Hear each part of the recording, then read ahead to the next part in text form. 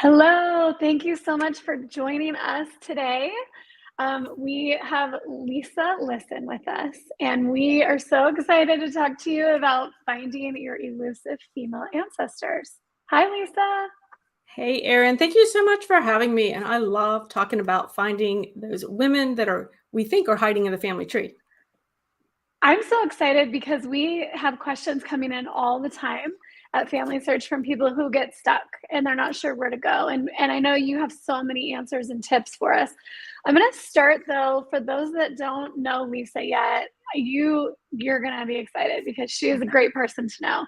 She is the head and only honcho over at Are You My Cousin? So that's the name of her Facebook page and her YouTube channel and blog, where Mhm. she has helped genealogy researchers around the world learn how to search for and find their ancestors through hundreds of genealogy blog posts, which you definitely want to read. And make sure you sign up for her newsletter too, because I love getting her emails. She's done lots of YouTube videos and online master classes, and she shares research strategies and how-to tutorials to take the overwhelm out of genealogy research. And we all know, whether you're new to genealogy or you're very seasoned, it can be overwhelming. So we're so excited to have her tips. I forgot to introduce myself. My name is Erin Schertz. I'm the marketing manager for Roots Tech, and I'm so excited to be here. Make sure that you put your questions in the chat. We will be able to see all of them. If we, for some reason, don't get to your question, don't worry, we will get to it. So just make sure that you put the questions in the comments. If we aren't able to get to it here in this stream, we will answer after the fact, but we'll try to get to as many as we can. So with that, Lisa, it's been a little while since we talked. The last time I saw you was at Roots Tech. How have you been doing? Oh, thank you. It has been a long time. I've been doing well. I can't believe it's been so many months now since Roots Tech. And well, I am still talking about female ancestors since then too. But I Yeah. do want to, you mentioned, one of the things I do try to do is help people take the overwhelm out of their genealogy research. But I always want to tell people, don't feel bad about being overwhelmed by the research, because I still get overwhelmed in my research sometimes and just have to walk away from it to kind of get a fresh mind and come back to it. It's, as we know, finding those brick wall ancestors, particularly those female ancestors, I feel like they're like dodging me behind the leaves on the family tree sometimes. So do I. And it's true. It can be really overwhelming. And I think that's a great first tip. Sometimes you just have to take a step back for a minute. So let's talk about that. By the way, we have some people coming in from Cedar, Minnesota, Mississippi, Belmont, New Hampshire, Georgia. Wow, there's a lot from all over already. Tell us where you're from and what brings you here today. Someone asked, what is this? We're doing a live webinar class on finding your elusive female ancestors. And Lisa Listen, who is an expert genealogist and talks a lot about this and helps other people, is going to be telling us a little bit more today. We are really going to rely on a lot of your questions. So Lisa's an expert. Make sure you ask them. If you're stuck in a roadblock, this is the place to be, and we'll help answer. You can watch these back if you're watching, or if you want to share these with someone else that is interested in these topics. You can watch on rootstech.org. You can watch on YouTube. You can watch on our Facebook pages, Roots Tech and Family Search too. So thanks for joining in. Make sure you ask your questions. Very cool. So Lisa, let's start at the beginning. What kind of roadblocks do you see people encounter? What are they coming to you with that they need help overcoming? What are the types of things that people might be experiencing? I think one of the first questions, or the roadblocks that people hit early on, is we're researching female ancestors, but it does not take very long for any of us to get to a point where it's like, who was she before she got married? Who were her parents? That's a big stumbling block for a lot of people.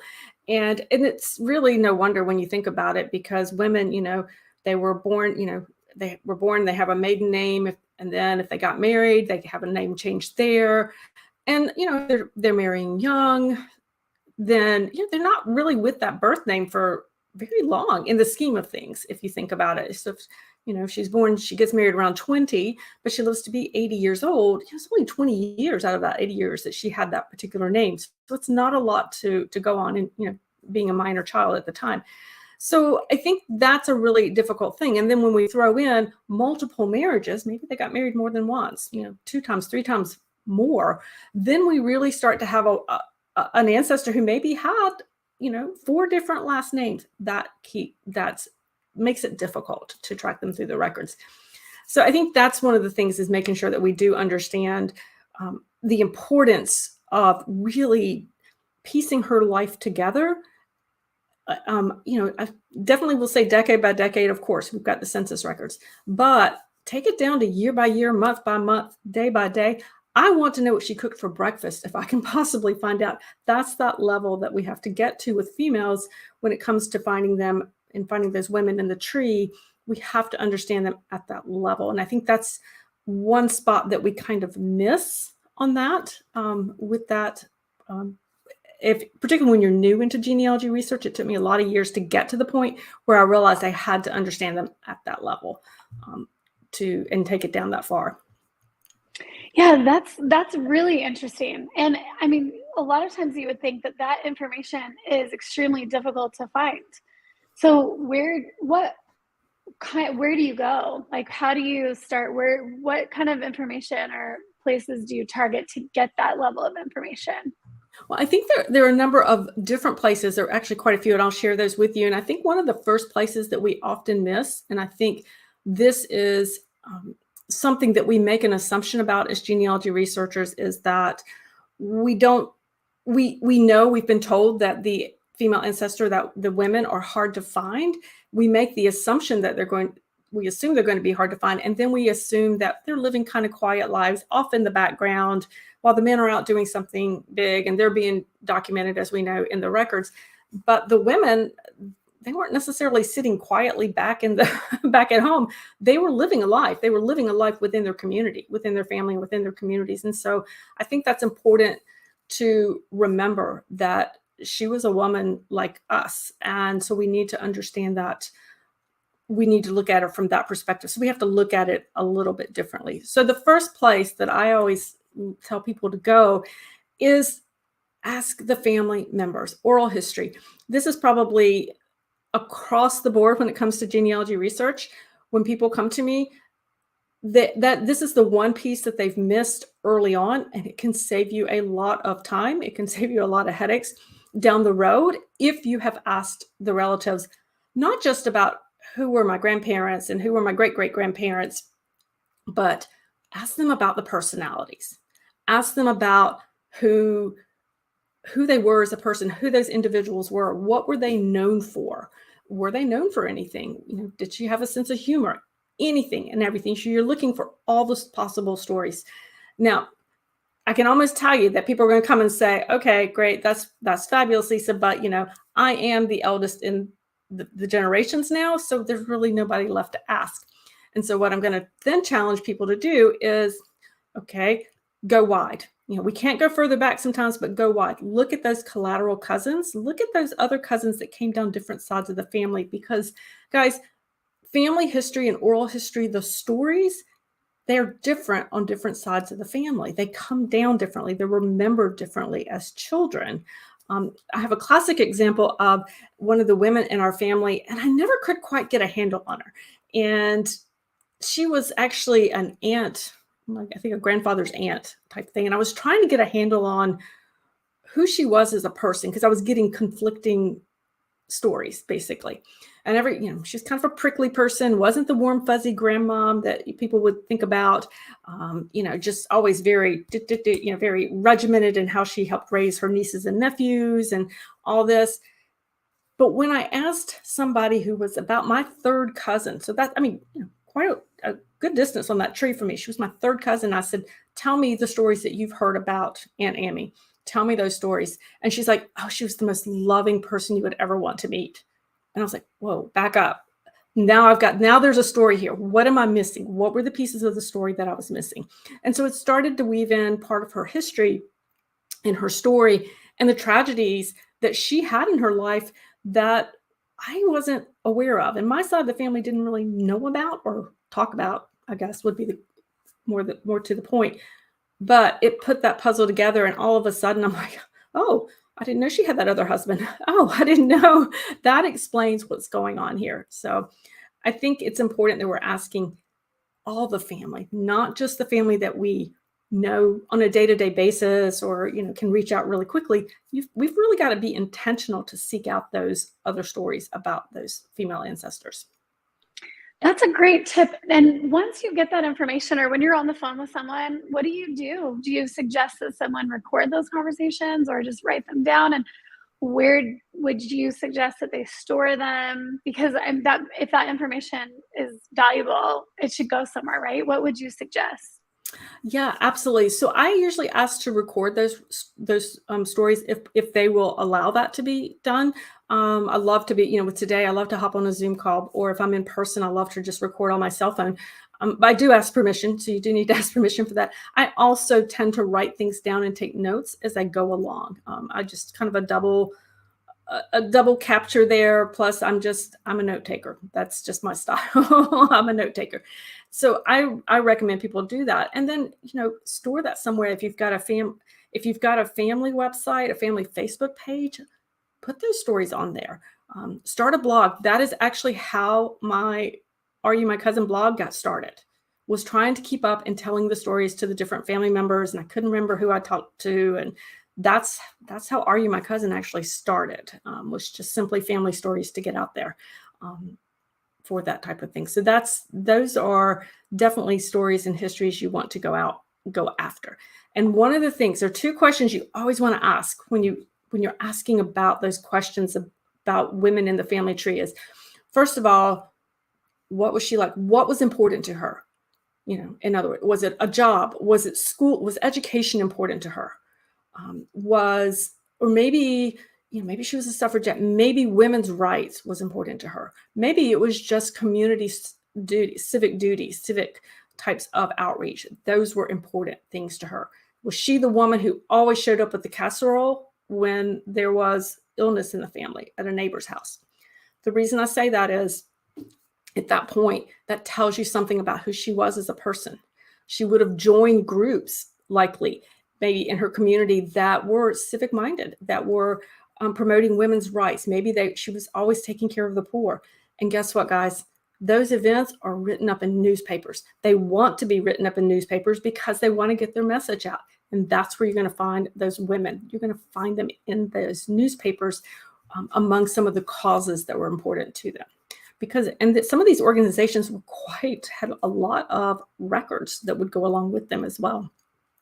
Certainly. I love that. Okay, so did you say number two? Because you said the first thing you want to find out is what was she like? What was important to her? Was there a number two? Number two, whenever you leave that conversation that you're having about that ancestor, you always want to ask, who else can I talk to? This is called networking, guys. It's not just for your careers. Network genealogy style. Who else should you talk to? That has been probably one of the most important questions I learned to ask. And I'm amazed. I have interviewed people in our family tree. I'm not even sure how they were related. They would be so distant on that tree. All I could say is, yes, we're related. But I mean, we're talking, you know, third, fourth cousins, once removed, things like that. So yeah, definitely want to make sure you're doing that as well. So yes, and then here's just another tip. When you are interviewing family, asking who has the family Bible. The family Bible, and if you want to pop that slide up there, Erin, this yes, is I sure do. Okay. I like to share this story, guys, because this is really important. Family Bibles are kind of the holy grail for genealogy researchers, right? This is where you can find the men, the women. You can find children who were born and passed away between census years. This is the place you find this kind of stuff. You find the maiden names of individuals. This is what we want, right? This is what we all want. And a lot of times people come to me and they go, but Lisa, we don't have a family Bible in our tree, in our family. I'm like, okay. And I'm probably going to come back and go, are you sure one doesn't exist? Because first off, that family Bible may not exist in your side of the family, but check with the cousins. And I mean distant cousins, because there's probably a family tree that existed, or a family Bible that could have come down a different line. If your ancestor was one of 7 children and the family Bible came down through one son and didn't get carried out, the information wasn't passed around, then you're out of luck if you're, one of the daughters and didn't get it. So it's important to make sure that we are checking all the family lines. And sometimes that's checking family, check with other researchers. The Bible I have actually up there, the example I have there actually is the Harwood Family Bible. It is one of the family Bibles from one of my family lines. And early in my research, I had a copy of this Bible, and I had an ancestor who fought in the Revolutionary War. I did go through the DAR process, and he was admitted into their database, et cetera. And all of a sudden, my phone started ringing. And I said, they're like, how did you prove it? We've been looking for this for ages. And I said, well, it's in the family Bible. And there was dead silence on the other end of the phone, dead silence. They're like, what do you mean? There's, a family. They're like, there's a family Bible. I'm just like, yeah. So there's a family Bible on my side of the family. It just didn't come down that side of the family. But through that, then, they were able to make the rest of the connections. And so there are a lot of folks out there who were quite thrilled to find and make that. Now, here's the catch. So it came down a different line. You also find family Bibles in places like archives. State archives oftentimes are running family Bible projects where they will scan family Bibles. They'll ask people to bring them in, not necessarily to keep them, but to get them scanned. If people have families from that area, they are particularly looking, I know a lot here in the South, I am in North Carolina, they are looking very much for some of the African-American families to be able to get some of those scanned. But then they'll put them on their websites. They could be in their digital collections. This family Bible, a transcript, is on the state archive site. And I actually didn't put it there, so I'm still not sure how it got there. Some other cousin has done it. So there are a couple places this Bible exists, but we have to know where to look for them. So always checking those family Bible projects. There's so many records available in archives now that we don't even realize. So recently, Family Search is free if you get an account on Family Search. And they also have partnerships with a lot of other resources that are completely free if you're a Family Search member, which is free. So it's worth looking to see what you can find with those resources. So on Family Search, I know I was just opened up to a whole world of things. Another thing that I wanted to plug, because I love your second tip on Ask Who They Know.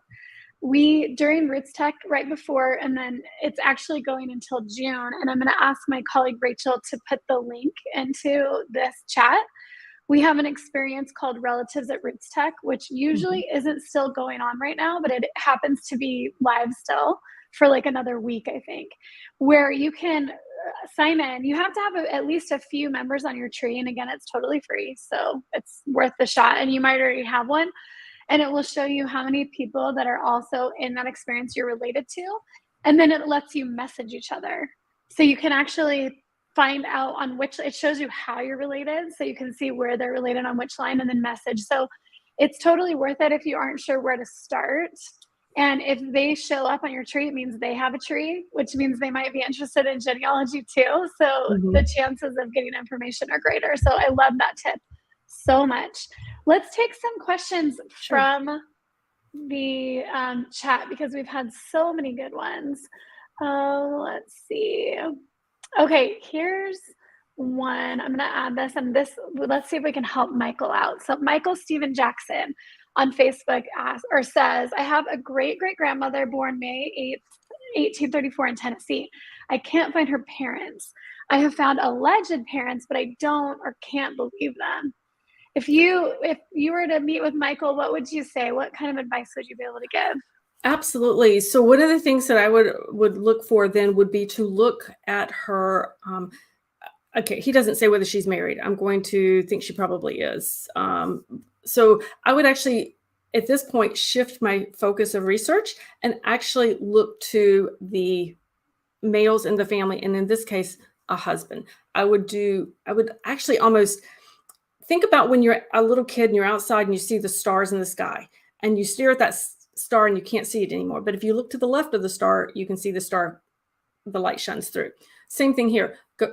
Just stop looking for her and look at the husband.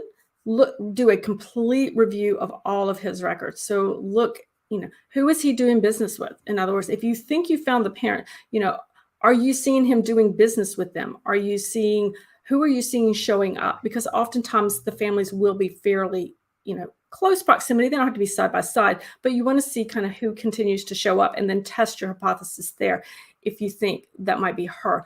The other thing you can do with that would be, if you think you have the parents, the alleged parents, take the alleged father's records and go through all of those and see, are you seeing any crossover? Is she named in any form or fashion there? Is she, are you looking at any business that's happening between perhaps the father or the son with the husband? So you want to look at that. So look at all the men there as well. Sometimes this can get quite extensive. I think we call this cluster research, but this can get quite extensive into trying to find. You might find yourself researching people that turn out to be not related to you, but if you don't look, you will never actually find them. But I would definitely dive into a lot more on the husband, and I do mean everything from tax records, all the way past to when he may have passed on, to certainly estate records, land records, anything that he might be actually creating there. And don't forget the court records, because every now and then, if it was not a happy union, you're going to find things in the court. Oh, I love that. Thank you so much. We had another one. Actually, let's talk about this record suppository. So is there a way to search Asylum Records from Gwen Cheney on Facebook? Gwen, I'm not as familiar with Asylum Records. I haven't had that opportunity to dive into those as much. Typically, what I do is, if I know that I want to look, actually what I do is I go to the Family Search Wiki and I research on Asylum Records. I might do it if I might also pull the state. Maybe I'll go to the state archives and or call the state archives for where it's located and just talk to them and find out what I can see. Depending on the type of asylum record, depending on the location, sometimes we can still run into a lot of privacy issues around this. And so I find it easier sometimes to kind of find out what's out there, and then but also sometimes just a quick phone call to the archives in that area is sometimes the quickest way to find out, do they exist, and can you access them, and how can you access them? It can save you a lot of trouble that way. Yeah, thanks for bringing up the wiki. Rachel, if you don't mind putting a link to the wiki, it's the Family Search Wiki. It was developed, it's like an encyclopedia for genealogy, and it's developed by really, really smart genealogists, and it has a lot of links and resources to records. So I think, thanks for bringing that up, Lisa. That's a great resource. You're welcome. I use it a lot. I know, I found myself using it so much lately too. There's just so much there, right? For everyone, by region and by topic and everything. Okay, Linda asked a great question, or gives a scenario. Love your advice on this. From Pensacola, Florida, she's interested in finding documentation that sixth generation great-great-grandmother was a daughter of liberty in Boston. So her husband, her sixth great-great-grandfather, and her brother were both verified participants of the Boston Tea Party. How cool is that? That's really cool. What advice would you give to Linda about getting documentation on her great-great-grandmother? I think what you're going to have to do again is really go deep into both of the men, not just her husband, but also her brother, and see how you can potentially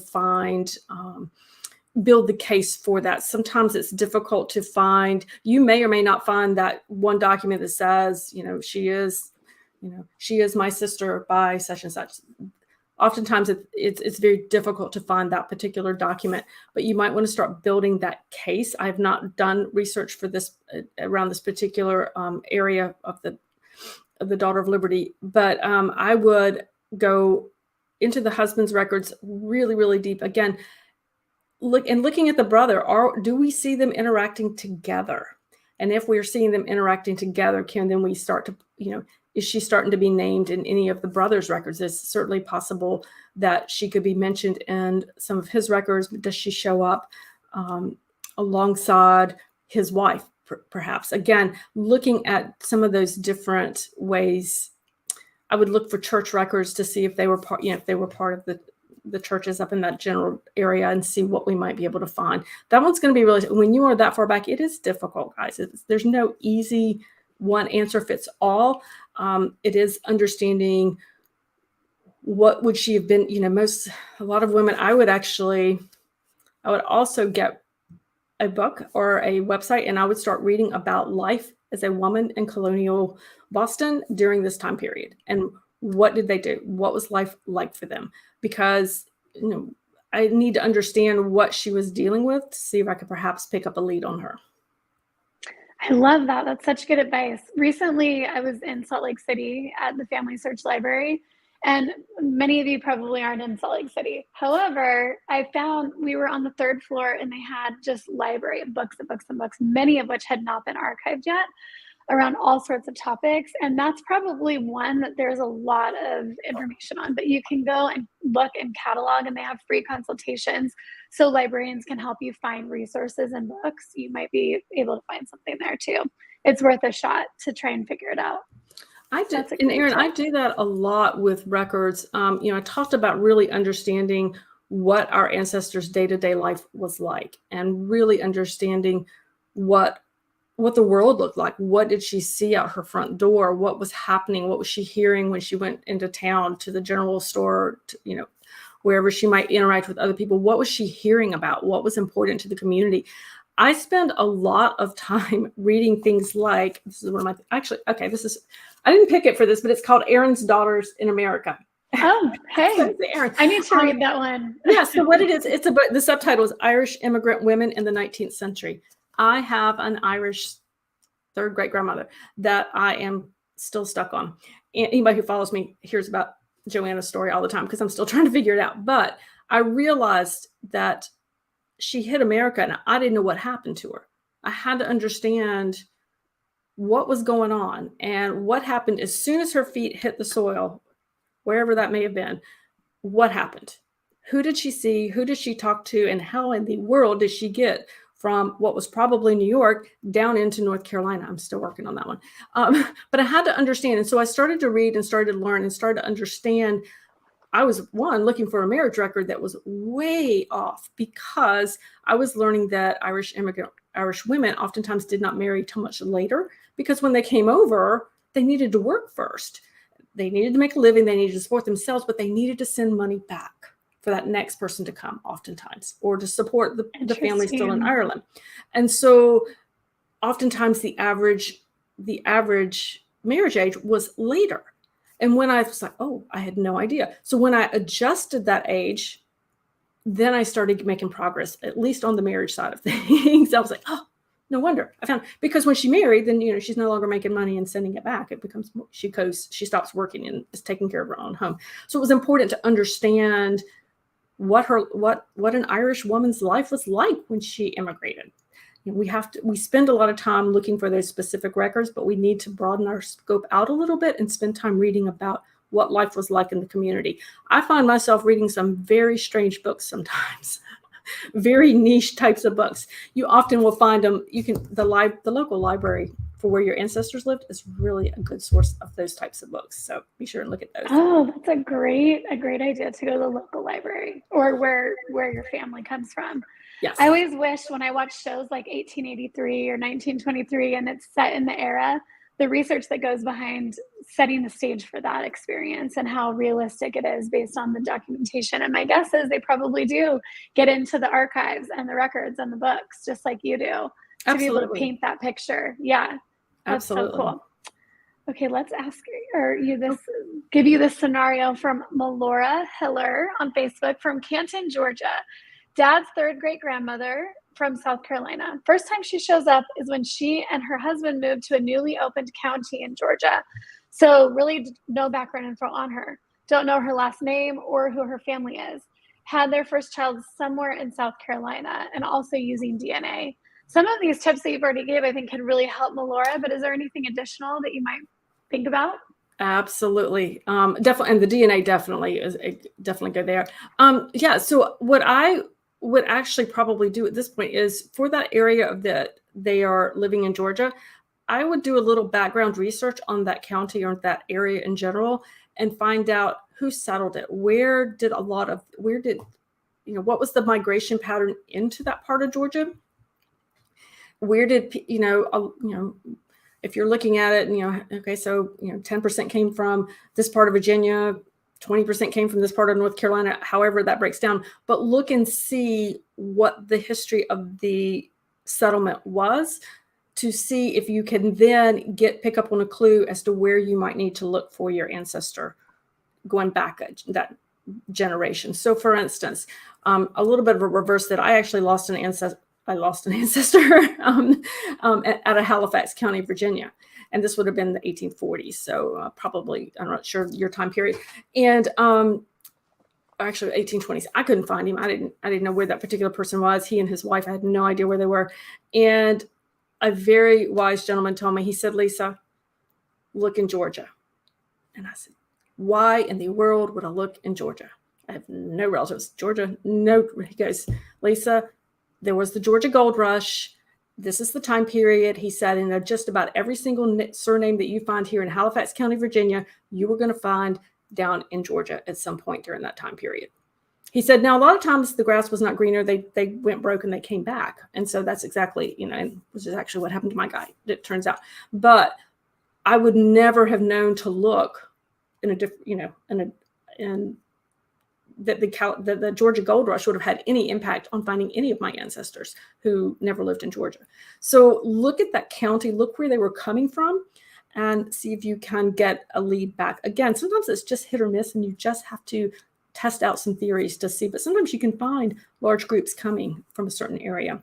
The other thing is on the ground there, what did they do while they were were they of a particular faith? Were they Baptist? Were they Presbyterian? Were they Methodist? Were they of a particular faith? We'll see if there's a group that came in from that church, see what churches are there. And if there was perhaps that church came from a specific location a generation back. Oh, I love that tip. That's great. And the church records are probably a great resource once you figure that out. Okay, Gwen has quite the predicament. Oh, sorry. Go ahead. You were going to say. I was just going to say church records. I was just going to say church records. This kind of goes back to looking a little bit about, understanding who she was. Faith. If faith was important to your ancestor, is particular female ancestor, it has to be important to you, whether it's, part of your personal faith or not. Put that aside. If it was something that was important to her, anything that was important to her is important to you. And so for women, I do a lot of research here in the South and in North Carolina in particular, the church was a big part of the community, and the women played a big part in church. They may not have had many of the leadership roles, if any of the leadership roles, but they were absolutely women's groups. They were hosting the bazaars. They were taking care of the sick. They were having the quilting bees. And this is documented in newspapers oftentimes, or in the local church history. So it's very important that we make sure if we kind of pick up on the fact that that faith was important to your family in general, or if you're suspecting that, definitely dive into that a lot more, because churches oftentimes have their own newsletters that would send out. They would have those write-ups in the community newspapers that would go out. I found some really gold nuggets and solved some cases, some brick wall cases with those mentions there. So make sure you do that. Okay, so cool. We'll get to Gwen. I'm sorry. No, this is such good information. I love it. Okay, so Gwen has a really big predicament that I think probably a lot of us have encountered at one stage or another in our work. How can I find death record for a female ancestor who was disowned by her family? There's no headstone for her where her parents or her husband is buried. Any thoughts on that one? That, Gwen, I will have to say it first. Unfortunately, not everything is solvable. So this one's going to be particularly difficult. So a couple of things, depending on the date range that you're looking at, certainly you could check a death certificate if those were used, but those are fairly modern. A death record is a fairly modern record. There could be, depending on the date, depending on the time she died, you might want to check a mortality census if that would be an appropriate time period that they would have had the mortality census. Records could possibly tell, won't tell you where she's buried, but it could give you a little bit more about that, year and month type of thing. That would be pretty close for you. If you know the location where they lived, then you could potentially look at the cemeteries that are there that would have been service during that time. If they may not still be, active, but that were there, and see about if you could find any records. That is a long shot. That should not be your first thing you would do, but that is potentially a way to go about finding, to find that as well. So that's definitely when someone's disowned, that makes it a lot harder to find out what's going on. The other question I would have is, why was she disowned? Was it something that would have landed in the courts? Was there a reason that it, could it have been something that, she committed a crime and it ended up in the courts, or ended up in the newspaper, written up in a newspaper somewhere? Possibly. Again, those are long shots. I get it, but that's sort of what you're up against at this point. That's such a great question and answer. Now, this comes from Lisa's Facebook page, which you definitely want to go follow. So go to Are You My Cousin so that you can get more great information. And I know Lisa goes live all the time and has some great, relevant information that's updated often. So do that. This is the question. What place do you try to find if a person's mother's name and maiden name aren't on her death certificate? Oh, you answered it here somewhat. You might try looking at her children's birth record. Any other thoughts on that? She actually brings up a good point in the fact that sometimes, a death certificate or some type of that is actually what we call a secondary resource. In other words, not everything on there is true. You have to look at who is giving the information. It could be the next door neighbor. Truly, it could literally be the next door neighbor going, well, I think her mother was so-and-so, or I don't really know her name was. We just always knew her as Mary Smith, and that's all you get. So, but looking at the children's records, looking at children's birth records, definitely the children's marriage records, possibly her marriage records if possible. And again, looking at any witnesses that might have taken place as well, to see, oftentimes those were friends or family that would have been there. It is possible. Time periods change, but if this would have been a time period where they would have been writing up in kind of a more modern time, where they might have been writing obituaries, or fuller, I should say. Some were just one line type things. Then you might want to look in the newspaper for that, to see if you might see other family members mentioned there. Great. That's a great response. This is a simple wrong one, but we can get to rights. Debbie writes as well, but Deb Schroff asks, where do I locate Civil War naval records? Any ideas on where Deb can go? All right, you found my weak point, didn't you? No, Civil War records are not my strongest point.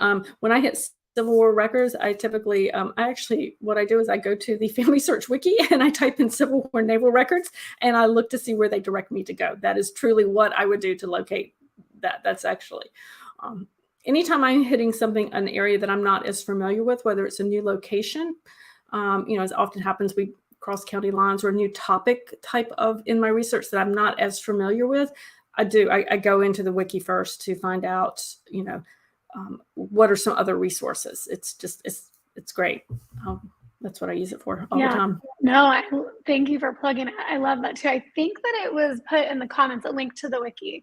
So if it's not in there, Rachel will add it so that anybody watching can find that.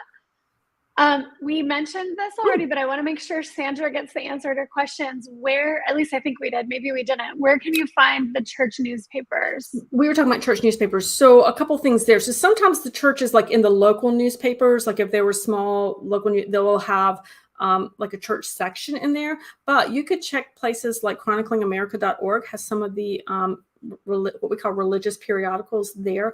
If for instance, if your family was Methodist, then I would, look at the Methodist. I would actually go to Chronicling America and look for the Methodist newspapers. Baptist, there's one in the South, the Biblical Recorder, that's been around for over 100 years. That's another place to go. The other thing, a way to find church newspapers, because sometimes these are small and these are tiny, would be many denominations have their own archives. So just like, a state has an archives, a lot of churches, organizations have their own archives, and you can reach out to them. You can just literally, it's a Google search, it could be Presbyterian, National Presbyterian Archives, or Archives for Presbyterian Church. And you can Google it, and reach out to them. Sometimes it's more just about finding who to ask, because some of these are such small runs. If you know the church in the area, I might just call, if it's Methodist church, well, then I might pick a Methodist church in that area and call them and say, this is what I'm looking for. Who would you, where would you recommend I look? Very cool. Very cool. What about this one? Can you request information from the government? And then I'm going to add on to it. How do you do that? Any tips there? Yeah, so they're different. I'm assuming we're talking the federal government for things. So yeah, there are definitely things that we can ask for, and it can get. Usually, what I do is if I'm looking for something specific. So, for instance, if I'm looking for the Social Security application, maybe I'm trying to get some information from that. Then I just go to NARA, the website, the National Archives website, NARA, and in their search bar, I'll put the record I'm looking for, and they will then take you and tell you if there are certain forms you have to fill out, what's available, what's not available, because not everything is available to us. And sometimes there is a cost. While the information is free, but the processing of it can get expensive sometimes. So absolutely, we can request. You just need to sometimes finding how to request can be a little hard. But what I do is, again, go to the National Archives site, go into whatever information you're looking for, and then they will direct you how to get that if it's available to you. Oh, that's such a great resource. Patrick O'Connell asks from Facebook, I've been looking for my great-grandfather's sibling. I may have found them in the 1865 census, but the surname was wrong. O'Brien instead of O'Brien. The names are of my great-grandfather and his parents. Most of the dates are correct. All of my great-grandfather's children died between 1928 and 1975. Any suggestion on finding the name of the sibling? Parents died in poorhouse in 1891 and 1908, and great-great-grandfather died in 1912. And don't know if there was a family Bible or who might have it. There were some great tips on how to potentially find your family Bible at the beginning. But do you have any other thoughts on Patrick's situation? Hang on, I'm reading back through the beginning. So you found him in the 1865 New York census, but the surname was wrong. To address that, O'Brien and O'Brien are awfully, awfully close. And if all the other names look good and the dates look good, you likely have your family. And so I don't know if that sibling is mentioned in that particular household or not. The other thing would be to look on with the state census, being in 1865, you could look in the 1860 census if they were here at that time, or 1870, and see the neighbors to make sure, to see, are you still in the, is the family there and is it still matching up? So sometimes, as we know, we have to make that kind of collection there. So that would likely be there. Another possible way, let's see, if they were immigrant, if that pair of siblings were immigrants coming over, so your great-grandfather and his sibling, it is possible one or both of them, if they have a naturalization record, you might want to check to see if they were, witnesses for each other on there. So that might be another place to look and see about that. So that would be, and then certainly, let's see, looking at those death times, 1891, 8. I don't know if there would be, I don't remember my dates for when death certificates might have been used for New York in that time period, but you could search the death certificates for O'Brien with an approximate birth date, male. That's going to be a real long shot, and it's going to be really hard to find. It's probably going to be a long waiting process. So that would be like the last thing I would probably do, to try to do such a wide open wild card death certificate search. But you could try it that way and see. Yeah, those are awesome tips. I can't let this go by without, we're almost at time, but Linda asked a great question. So I wanted to make sure we got to it here. And by the way, Lisa, you're just wonderful. This information has been so great. I'm sure that you're giving so much hope to people who have been commenting and those watching, that there's places that you can go to get past these roadblocks. And so thank you for this information. Linda asks or comments, all I can find about my fourth great-grandmother is her first name. She lives in Connecticut. She was pregnant with her 9th child when she was widowed in 1801. I have found her in church records, but only under her married surname. I have checked her children, but don't know what happened to her after her husband died. I don't know who her birth family was. I have checked with the Connecticut State Library and with the genealogist from the local historical society. I don't know where to look next. Where do you think she should look next? Okay, Linda, you are really up against a hard one here. My first thought would be to look at to study the children's names to see if you can pick up any type of naming pattern, if it applies through that, and see if that would work. That would be the first kind of place I'd go. So kind of looking for a surname, maybe a mother's name. Let's see. You lost track of her, right? Hang on. Children. Okay, you don't know what happened to her after her husband died. Yeah, that's the hard part. Let me think. That's about all you have at that point. When they completely disappear like that, it gets to be a bit difficult, shall we say, unfortunately. You could potentially, if she remarried, you might try what I call a wild card search. Or actually, or even not so much a wild card search. I call them no surname search. So maybe you take her first name. Let's see, do we have her first name? Yeah, she have her first. I would take her first name, and I would look for a female. If you have an approximate, you may have to estimate the birth year. Marrying in that area of Connecticut, and I would just start estimating time dates. So if the widowed in 1801, so maybe 1805, and see if you can find anybody who matches that marriage record. That's again a really a long shot, but I have done that before. Sometimes I get lucky and sometimes I don't, but that's about all I can do. If all you know is a first name, you know who a child was, that's about all you can do, really. Yeah, that's a tough one, Linda. Thank you for bringing that up.